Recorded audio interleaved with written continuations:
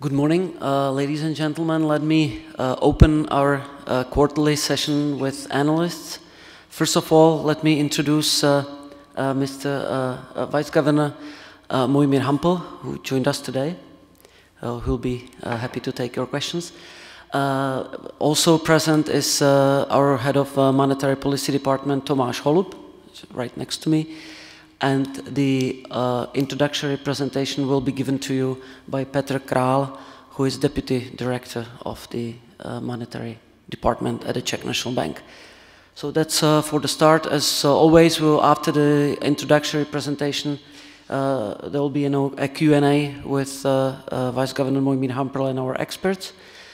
And again, we'll then be very happy to see you in 3 months' time later, in the next meeting. That's all from me for the start. Now the floor is yours, Petr. Please take your floor.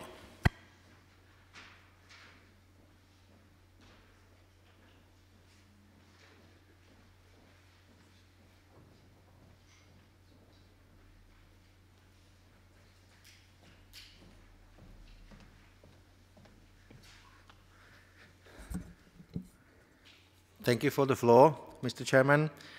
Good morning, ladies and gentlemen. It is really my great pleasure and honor to be here again and to have this presentation for you. The structure of my presentation will be quite usual. First, I will highlight the assumptions on which the new macroeconomic forecast is based. After that, I will describe in detail the new macroeconomic forecast. And finally, I will provide you with a brief comparison of the new forecast with the previous one. The economic situation and the economic activity overall in the euro area has until recently been quite fragile, but it seems that positive developments have started to prevail. According to the April consensus forecast, the GDP growth in the euro area is expected to pick up this year and the next.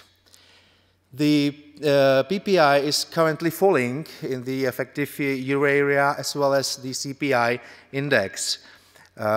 This is reflecting previous longer-term subdued economic growth together with the slump of energy commodity prices.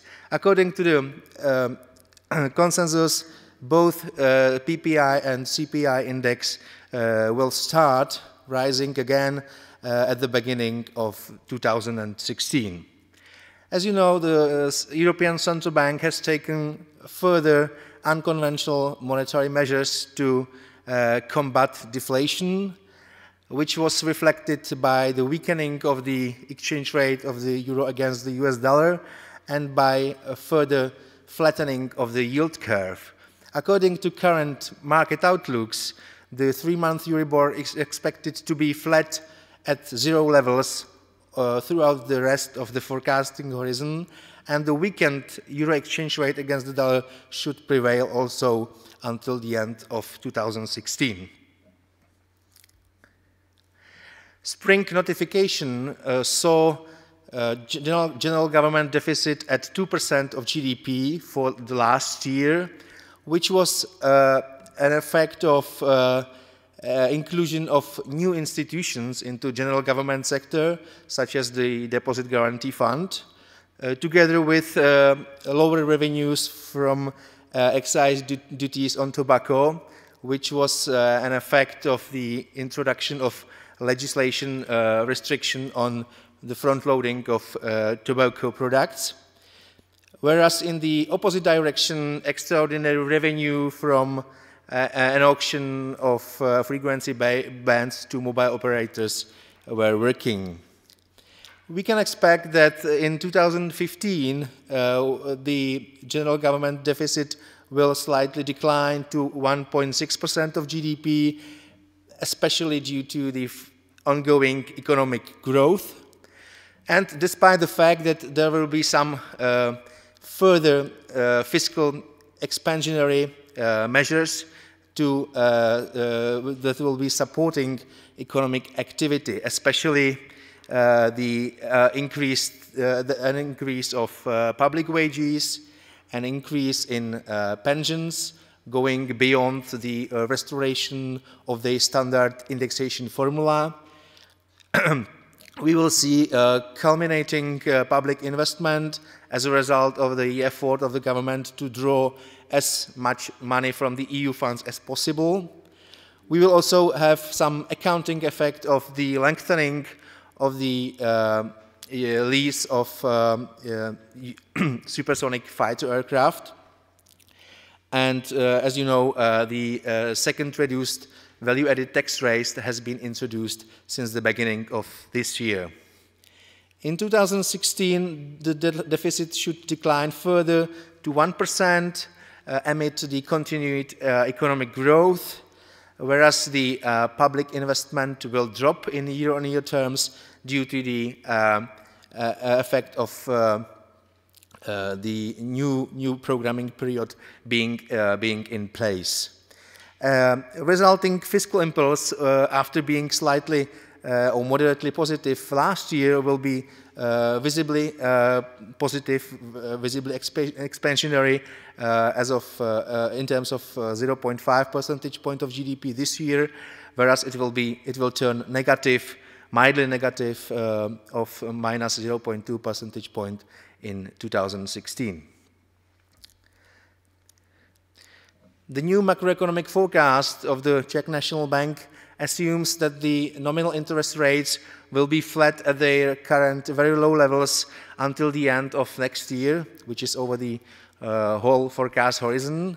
Simultaneously, the forecast assumes that the exchange rate will be used as a further monetary policy tool until the same period of time, which is until the end of 2016. The short-term forecast for the exchange rate against the euro for the second quarter of this year takes into account the developments of the exchange rate we've seen in the first half of April. And the nominal Koruna-Euro exchange rate is expected to be stable in the following quarters at a level which will be slightly weaker than the announced floor. The exit will not result in the exchange rate appreciating to the level before the CNB started intervening, as in the meantime the weakened exchange rate is being passed through into domestic CPI and other nominal variables. When we look at monetary policy stance using kind of standard real monetary condition index, we can see that monetary policy is very accommodative, has been very accommodative since November 2013, and this relaxed monetary policy stance is still in place despite the fact that it has somewhat weakened in recent quarters due to a slight decline in inflation expectations. According to our new forecast, both headline and monetary policy relevant inflation will stay close to zero this year. During 2016, they will return to 2% CNB target. This pattern of inflation will be driven by the following factors. Import prices will remain anti-inflationary in this year due to falling producer prices in countries of our major trading partners, which will be accompanied by these effects of recent fall in world energy prices. In 2016, these anti-inflationary effects of import prices will dissipate, and import prices will start to work slightly in pro-inflationary direction. By contrast, the domestic economy will contribute to price increases over the whole forecast horizon. which will be a result of continued robust economic growth and gradual wage growth acceleration. Recently, we've seen some temporary slowdown in GDP growth, but according to our forecast, GDP growth will pick up again, owing to positive developments in both domestic and external demand. The domestic demand will be fueled by relaxed monetary conditions in both exchange rate and interest rate component, will be also driven by positive supply side effects of previous oil price shock. And this year, the GDP growth will be also supported by the investment boom in the government sector. In total, GDP growth will reach 2.6% this year and 3.2% in 2016. The growing economic activity has been reflected in continued improvement on the labor market, as we've seen in recent figures. And according to our forecast, total employment will rise steadily further, and the unemployment is expected to decrease further as well. And we can expect that both business and non-business that wages in both business and non-business sector will experience a marked acceleration.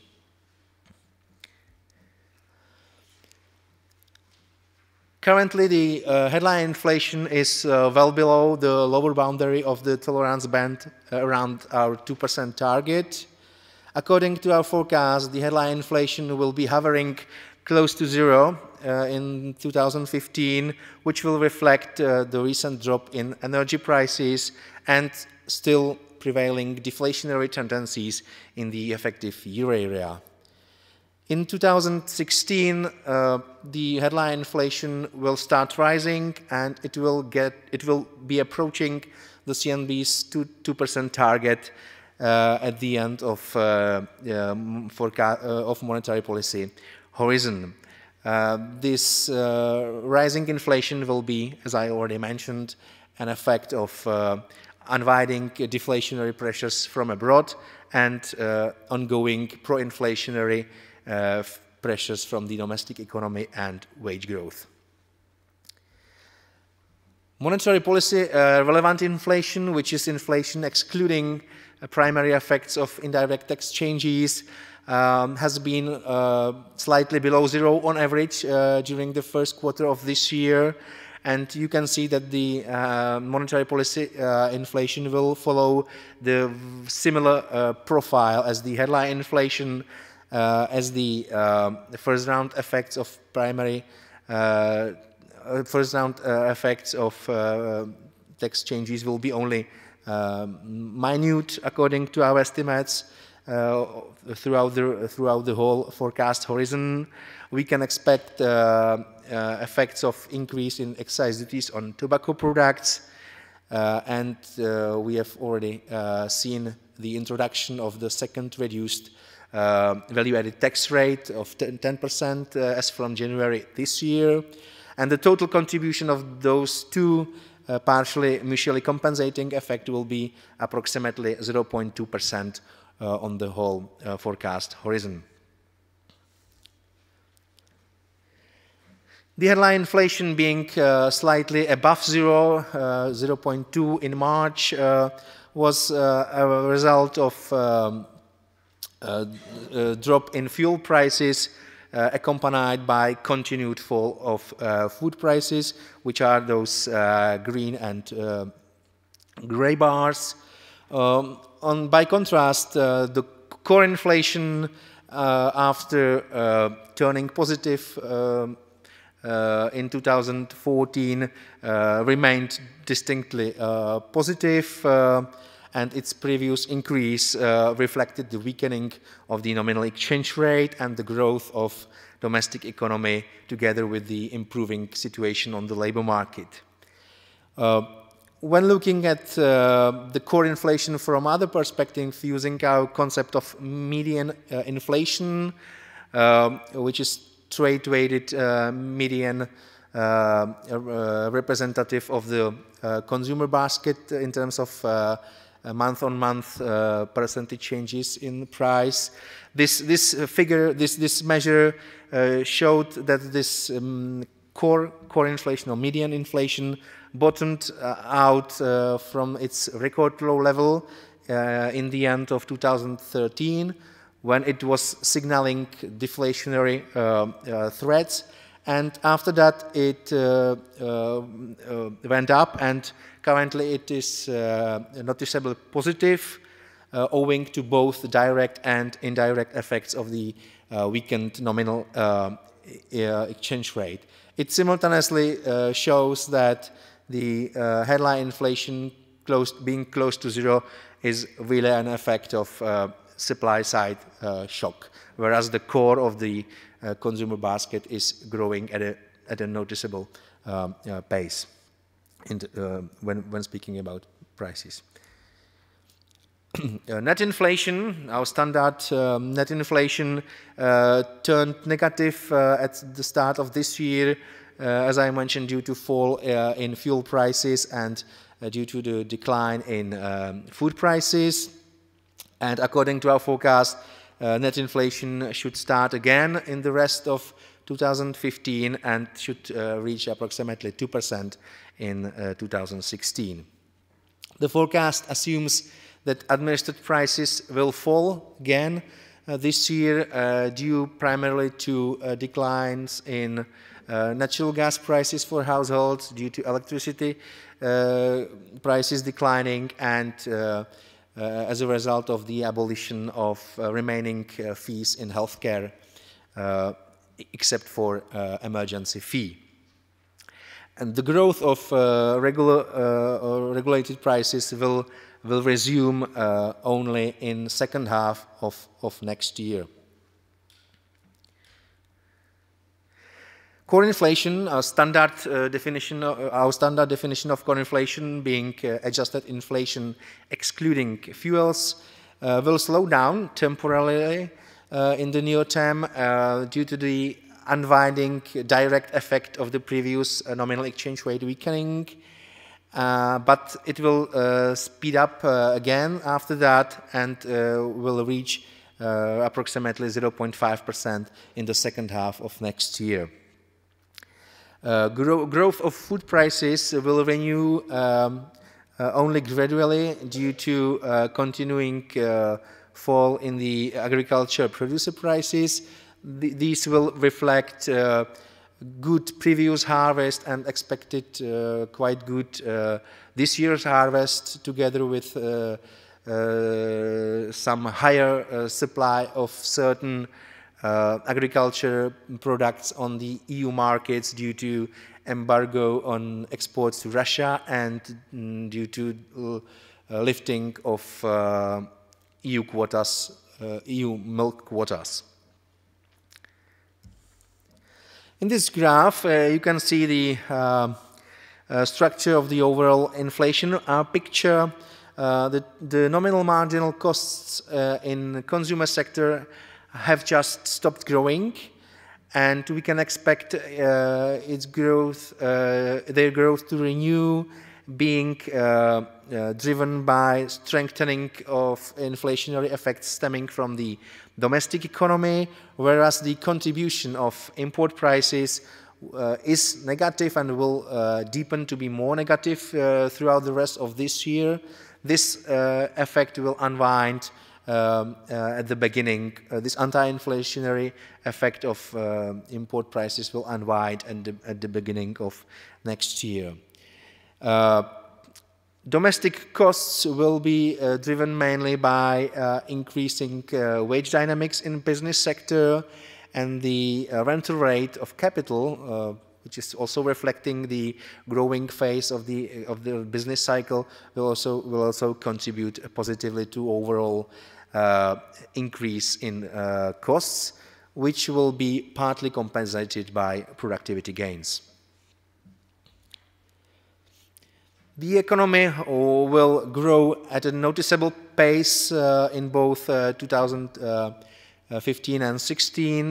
This growth will be driven or boosted by upswing in external demand, by relaxed domestic monetary conditions in both exchange rate and interest rate component, by low oil prices working as a positive supply side shock, and this year also by expansionary domestic fiscal policy being manifesting itself especially via investment boom.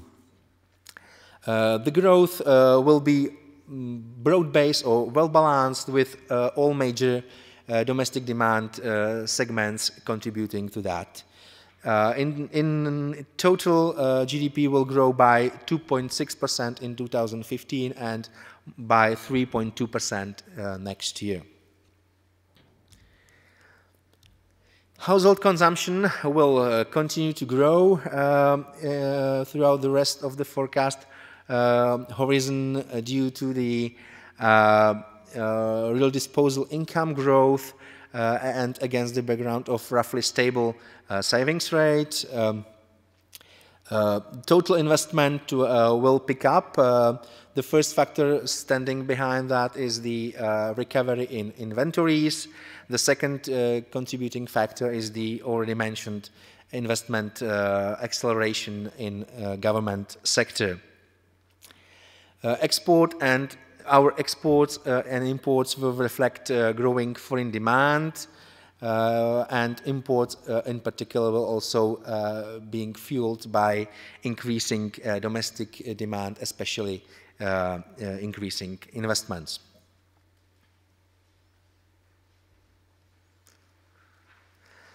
As I already mentioned, the positive economic activity developments have been reflecting in the improving situation on the labor market.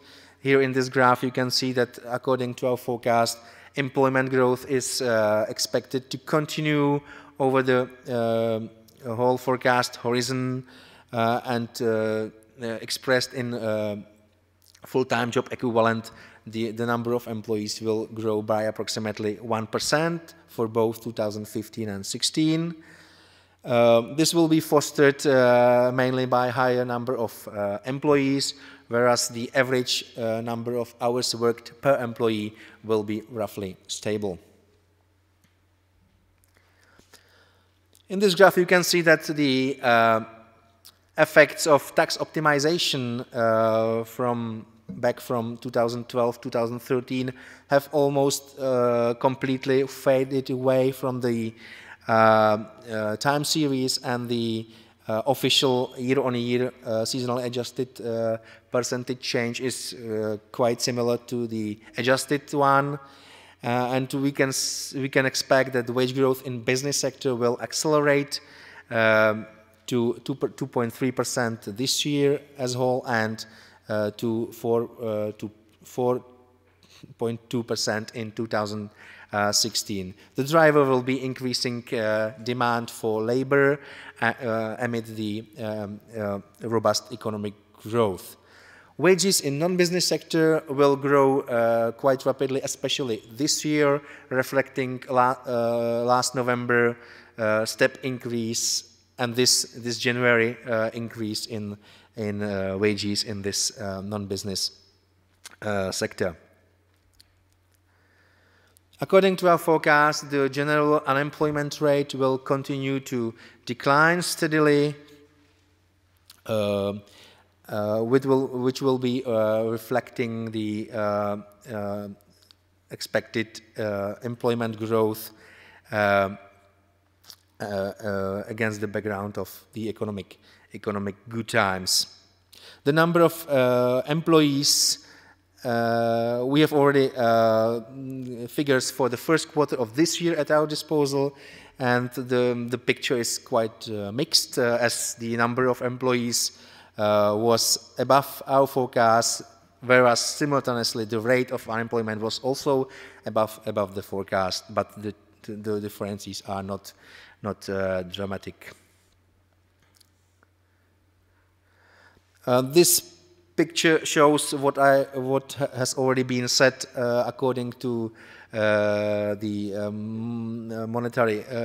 monetary assumptions of the new forecast. So the forecast assumes nominal interest rates to be flat over the whole forecast horizon at their current very low levels. This reflects an assumption that the 2-week repo rate of the CNB will be left unchanged at technical zero, and money market premium will remain also unchanged in the same period of time. Let me now compare the new forecast with the previous one. The forecast for inflation is slightly higher than the previous one and only negligibly lower for 2016. The reason is the less pronounced swings in the developments of regulated prices, as well as in a slightly lower outlook for net inflation. In our new forecast, the GDP outlook has been revised upwards for 2016, which was mainly the result of higher foreign demand outlook. The outlook for domestic nominal wage growth in business sector for this year has been revised downwards, which reflected the lower than expected figures for last quarter of previous year.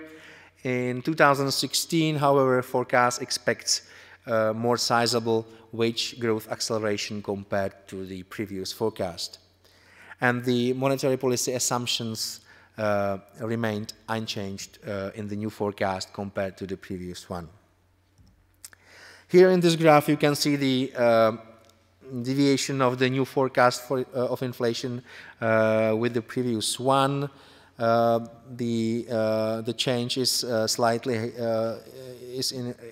slightly positive in 2015 due to, as I already mentioned, less pronounced decrease in administrative prices, which was partially compensated by lower net inflation. And for 2016, the forecast hasn't changed almost at all. Net inflation is marginally lower over the entire forecast horizon, which reflected mutually counteracting effects of higher fuel prices on the one hand side and the weaker food price growth on the other hand. The outlook for regulated prices for this year has increased, which reflected higher than expected natural gas for households for the first months of this year, and as we expect that the world commodity price of natural gas will finally pass through into domestic end prices for households. So this time shift will result in the upward revision of regulated downward revision of regulated prices for 2016.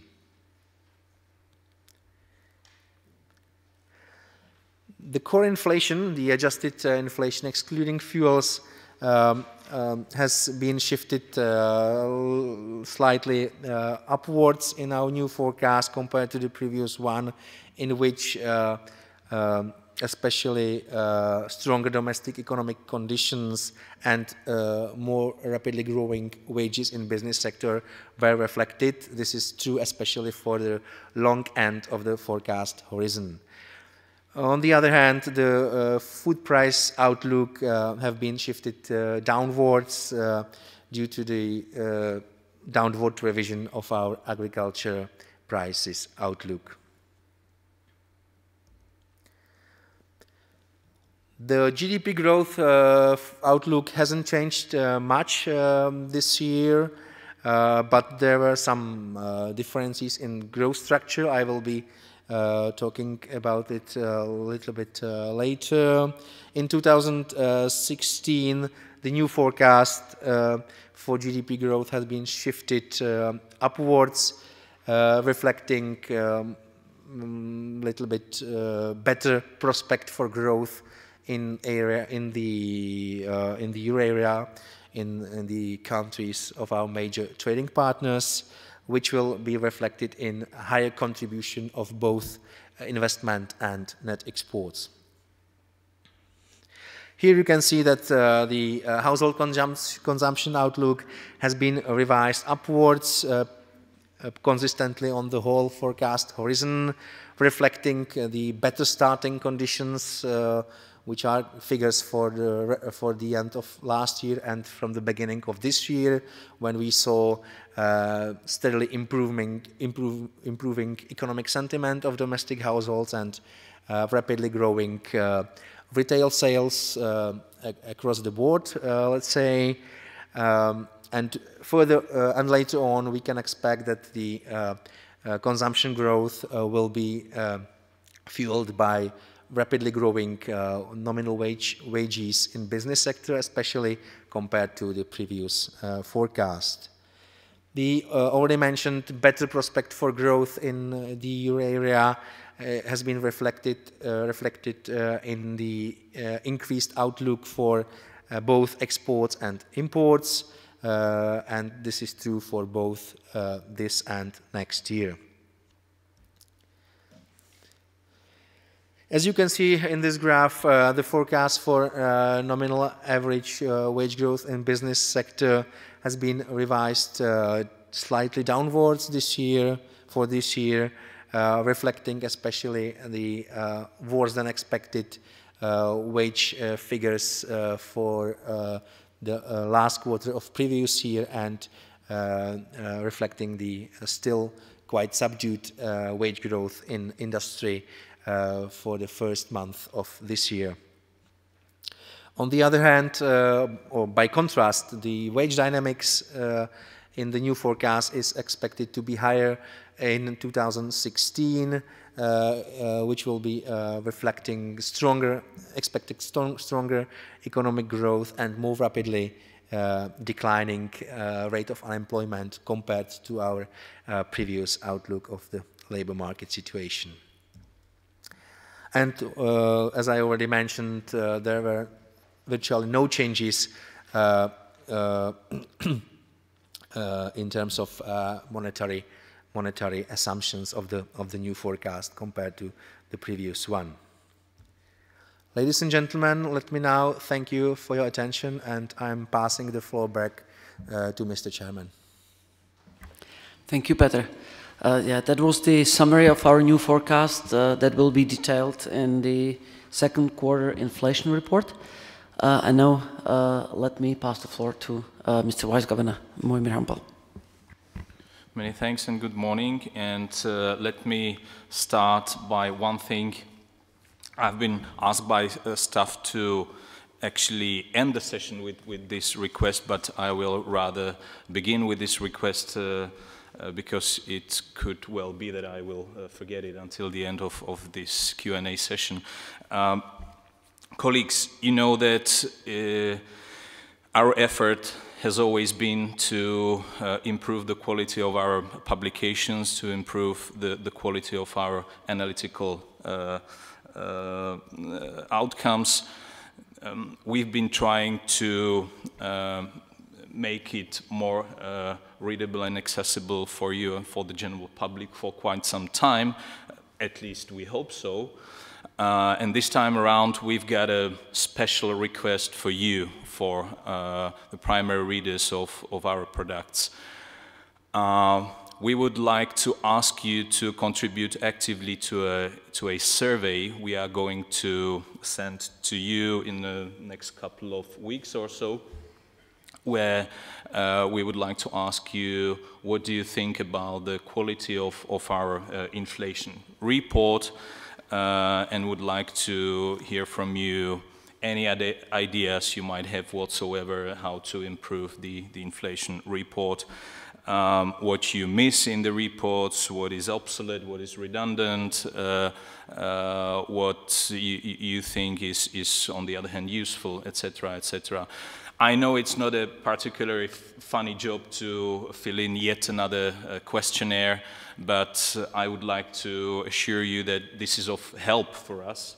It will be read thoroughly, it will be analyzed, and we will work with it, and it will definitely influence the final outcome. So please spend some time filling in this questionnaire, and thank you very much in advance for your active participation in this exercise. This is for the very beginning, and now we've got the Q&A session, I believe. So yeah, now the floor is open, and we can start the Q&A session. Are there any questions? No. No questions? Oh yeah, So clear. Jaromir Schindel. Jaromir Schindel, Citibank. I have two questions. The first one is, what is the main driver of the lower administrative prices in 2015 particularly?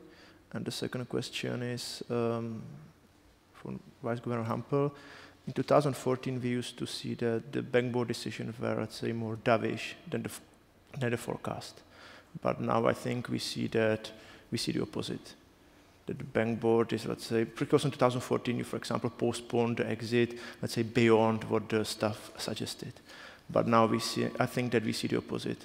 If I look at the exchange rate, comments on the exchange rate development, it suggests to me that the exit is in 2017. But you don't talk about 2017, you talk about the second half, 2016 at earliest.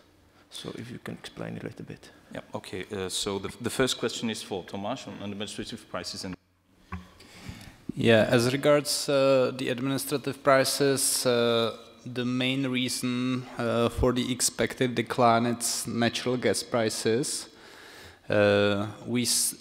Like in the previous forecast, we assume that the drop in global oil prices will first leak into market prices of natural gas and later on into prices charged by the distributors to Czech households. This decline will be a bit less pronounced in the new forecast compared to the previous one because oil prices have shifted up a bit. Koruna has weakened against the US dollar, and also natural gas prices for households in the first quarter of this year have surprised us on the upside, but we still expect that in principle the transmission of oil prices into the natural gas prices should work. Of course, there are some uncertainties about the depths of this decline because it depends on how much competitive the market proves to be. So that's the main item. Of course, there are also some other items which have declined already at the beginning of this year, like electricity prices, or Petr has mentioned that most healthcare fees have been abolished. So this will stay in the regulated prices year-on-year figure until the end of this year, also contributing to the year-on-year decline in the second half of the year. Okay, now concerning the part of the policy question, I'm not sure that I entirely agree with your view. On the one hand, and this is absolutely clear, and I would believe that we all agreed upon that, the situation has changed in the economy, also thanks to monetary policy, by the way, which we tend to stress, and you do not stress it that often, I must say. But I wouldn't say that that it's particularly dovish compared to the statement after this meeting compared to the previous statements. You have heard the statement, you have read the statement, and you have probably noticed a slight change of language. And if you haven't noticed, I will stress it once again today. In the past statements, we've been constantly repeating that we are ready to use the exchange rate tool once again whenever there is a risk of demand-driven deflationary pressures and marked deterioration of inflationary expectations and their divergence away of the target. This time around, the wording was a bit different. We didn't say and between these two conditions. We said or, which might mean that any of these two preconditions individually, if it is met, then it might require a change of monetary policy conditions. So it doesn't seem to me as a particularly particularly different stance to the past, I must say. Is that clear? Yeah. You are shaking your head in disbelief, so that's why I'm I'm rather asking once again whether my point was clear enough. Jaromír, yes. Okay. All right, Dana. Hello, Dana Hajková from Česká spořitelna. I wanted to ask you about the balances of risk of the current forecast, because at the press conference the governor said that the balance of the risks is of anti-inflationary. And so could you please elaborate a little bit on this, because you also mentioned wages and foreign exchange or exchange rate. So if you could elaborate why this is not already incorporated in the forecast and why this is above, why this is a risk of the forecast. Yeah. So this is the first question. The second question is if when the bank board changed this wording in the statement from and to or, did we move in the direction of the need of weaker monetary policy? And in this context, in the last minutes from the bank board discussed other non-conventional monetary policy measures. So what kind of measures were discussed, and what would be the occasion where they could be used and to make the best sense for the economy? Thank you for now. Okay, once again we have two questions. I guess the first part goes to the expert staff, Tomáš. I don't think so. I believe it's up to me as well. It's more or less about how the board sees the risks of the forecast. In my eyes, there is nothing entirely new. It's business as usual. The staff prepares the forecast, and then the board assesses the risks of the forecast, which can go one way or another. And this time around, and it is a similar situation to previous forecasts. The board sees the risks mainly on the anti-inflationary side rather than pro-inflationary side, due to the reasons you have mentioned, and all of these have been correctly mentioned also in the statement and in the presentation. So it is the forecast, again, business as usual is the best estimate of the future development of inflation and the real economy, and then there are potential risks, and these are to be assessed by the monetary policy makers, and it has been assessed as being rather anti-inflationary. So there is nothing new and magic behind that. There's no second thoughts, second guesses behind that. Just want to explain that. And concerning the second question, it was on sorry, about the switch from and to or, and what other non-conventional measures were discussed. In the past, I think it is nothing new if I declare that in the past we have assessed all thinkable potential alternative measures the monetary policy authority might take, all of them in the past. And after assessing the risks, pros and cons of all these, we've came to the conclusion that the exchange rate is the best, the least unconventional of all unconventional measures under our conditions, and that's why we decided to use it. I think that nothing particular has changed on this assessment, and I would say that it would be completely irresponsible, and you would treat us as irresponsible guys if we didn't go through a detailed analysis of all possible measures and tools the monetary policy might take to avoid deflation. So it is not an incremental game, you know, one step and another. You have to assess all the potential tools, I would say, at once, and you have to take into account pros and cons of all these measures. Maybe Tomáš would like to add time. I'm not sure for the stuff.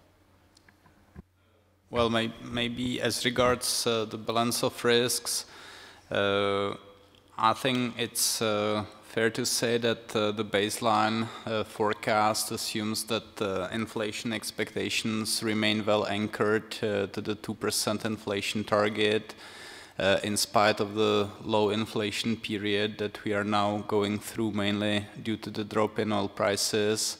And we also assume that the nominal wage growth will start accelerating to levels which are consistent with the observed relatively swift real economic growth, and to levels which are at the same time consistent over the medium term with achievement of our 2% inflation target.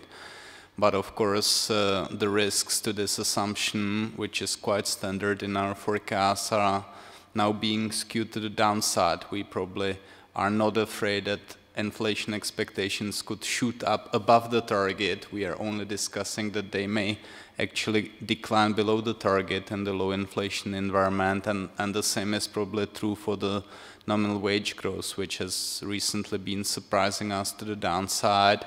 And it's a quite common pattern also in other countries after the previous deep and long recession.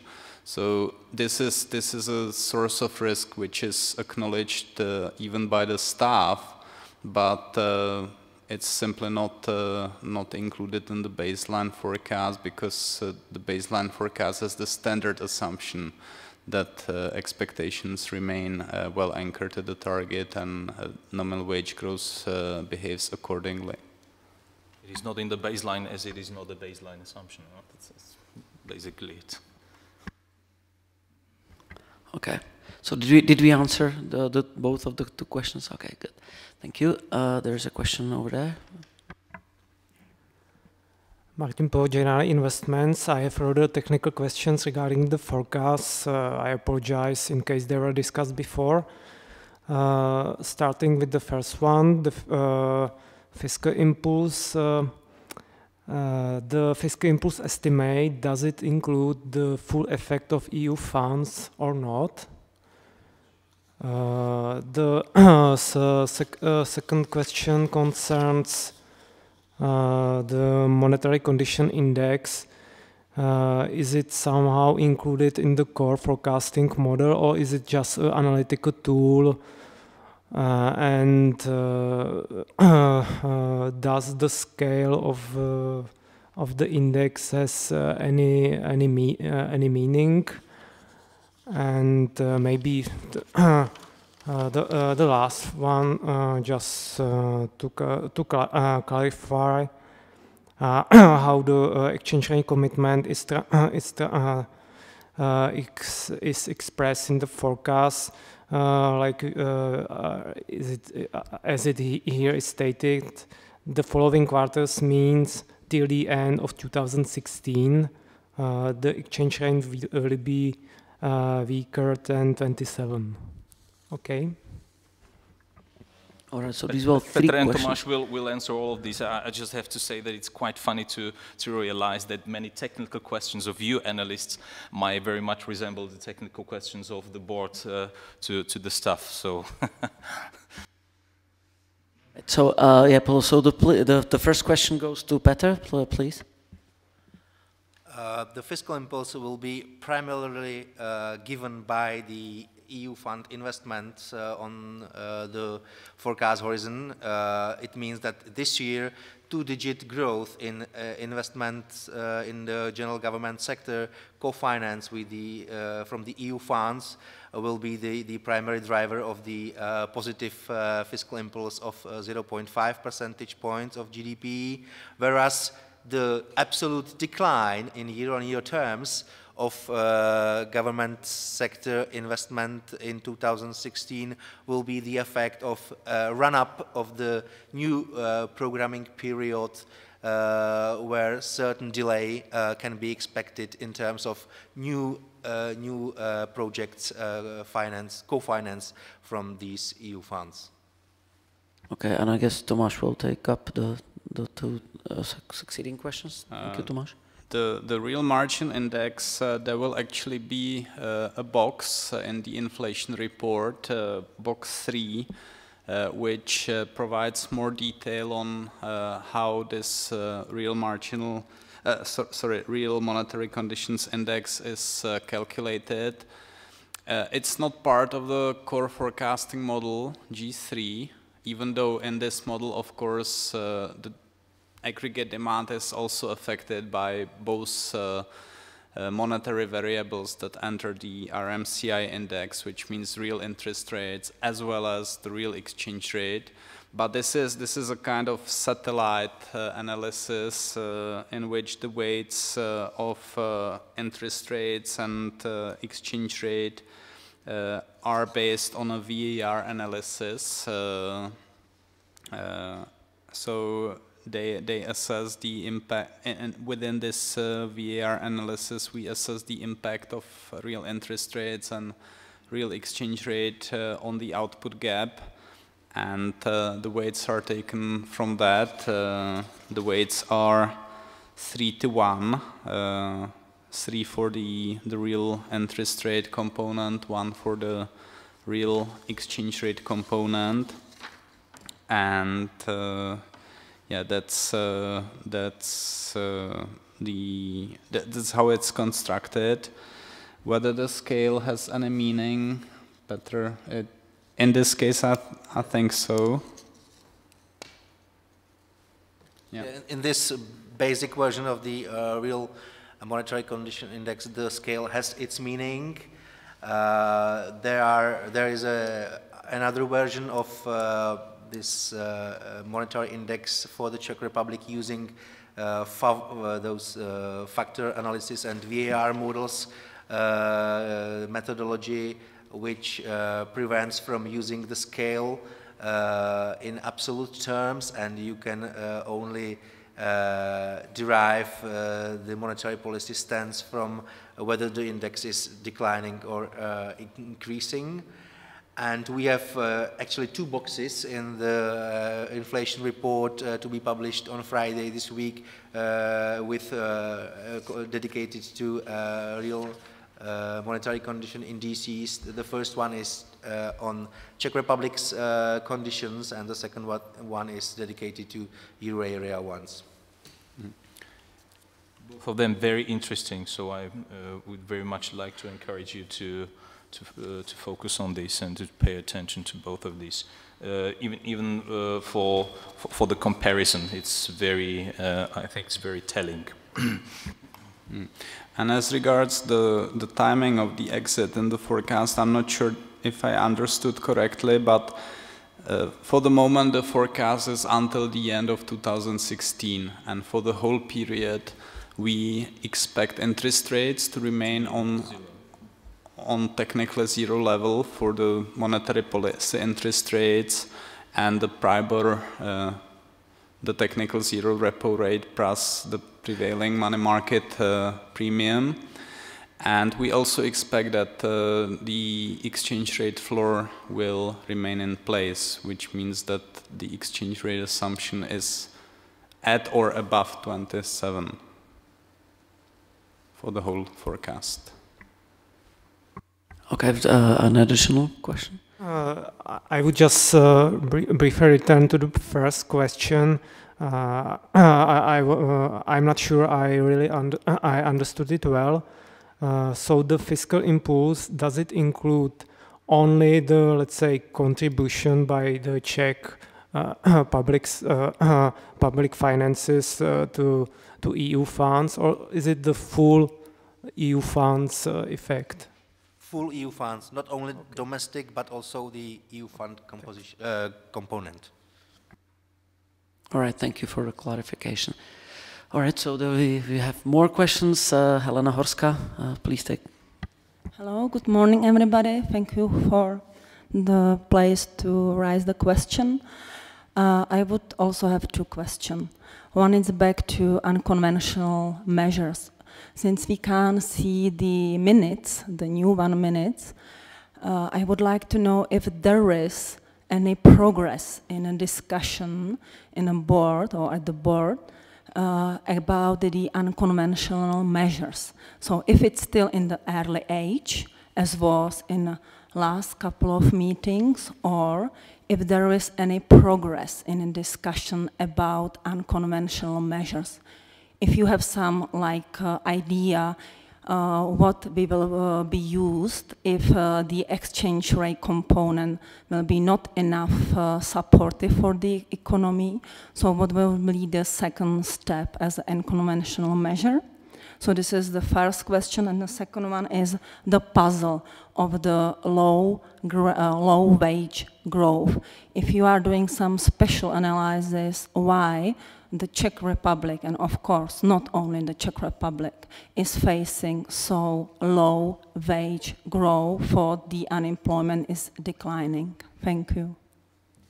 Okay, both of those questions clearly are on the policy side, even though maybe the second one could be complemented by Tomáš. Mr. Vice Governor? Concerning the first question, I wouldn't say there's any progress, so to speak, whatsoever. And I wouldn't be able to define the word progress in here, what the progress really means. But in terms of the minutes, I think there will not be any kind of a surprise. Concerning the second question, the puzzle. Well, as you say, it is not the question of the Czech Republic only, but one should be aware of the fact that we've been recovering from the longest recession ever after 1993. So the fact that wage negotiations and wages are somewhat lagging behind maybe well reflects this fact, and it might well reflect also the fact that maybe the deflationary expectations building up in this economy in the past were actually built up at a stronger level than we previously assumed. So what else does it say then it was absolutely fair and necessary to do something about it back in 2013? I'm personally, and this is just my personal perception and my personal view, I believe that in this rather conservative environment we live in the Czech Republic, we tend to overestimate the short-term impacts, and I very much believe that the growth of nominal wages, wage growth, might surprise on the positive side in the quarters to come. But please take it as my personal opinion, my personal view. Maybe I'll take this question as another opportunity to pre-announce a box in the inflation report. There will be box 2, which deals with the cyclicality of the wage developments. We have an updated estimate of the Nauru because we had some questions on Nauru last time at the analyst meeting, so we decided to update those. And the estimate suggests that in the recent 2 years there has been some tendency of the Nauru to decline, and thanks to that we are still slightly above Nauru, but not too much, about 0.5 percentage point.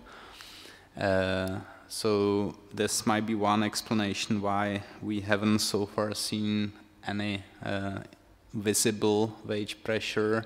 But if the recovery of the economy and the recovery in the labor market continues, sooner or later the cyclical story should start prevailing. Maybe for the moment there is also some downward bias in the average wage figures due to newly hired people that tend to have lower wages. So this may be a kind of, again, temporary or something that can prevail in the short run over the business cycle logic, but ultimately we expect that nominal wage growth in the business sector will speed up slightly above 4% during 2016. So we are still quite optimistic that the cyclical story will eventually dominate. And that the wage growth will, in a sense, normalize. 4 plus is the figure that should be consistent with the standard macroeconomic development we get used to live with in the past. So this is a key bet. So it looks like there will be plenty of food for thought in the upcoming inflation report. It's also a good opportunity to ask you for feedback, as Mr. Vice Governor has just flagged. Okay, are there any more questions? Yeah, Dana Hajková v Česká spořitelna, one more? I'll one more. The strong contribution of net exports to growth in 2016 will probably bring together pressures on real appreciation of the Czech currency.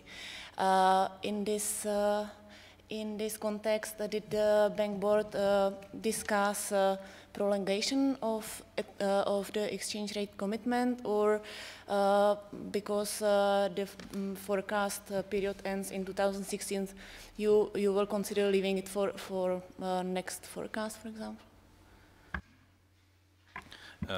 It will be relatively simple,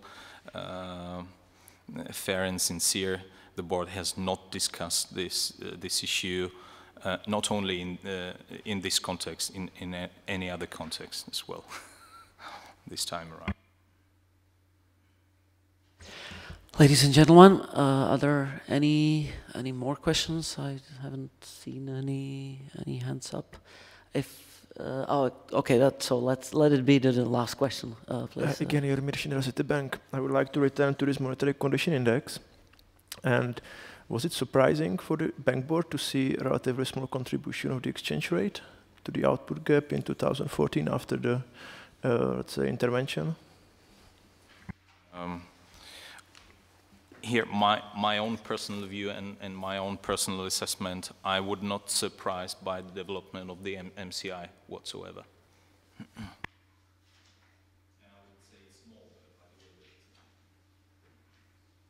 Okay, so Tomáš has anything to add? Maybe, well, I would add that the picture is such that before we weakened the currency, it was actually a negative contribution. So this, in other words, I just want to explore a bit more on that. For me, it was absolutely in line with the intuition. So that's why I say surprising. Well, not really. Yeah, and we actually, this analysis views the pre-intervention exchange rate level not as an equilibrium one, but a slightly overvalued one. So we moved from slightly overvalued to slightly undervalued. But overall, this helped the monetary conditions to reverse or to go from relatively moderately loose conditions to quite significantly relaxed conditions.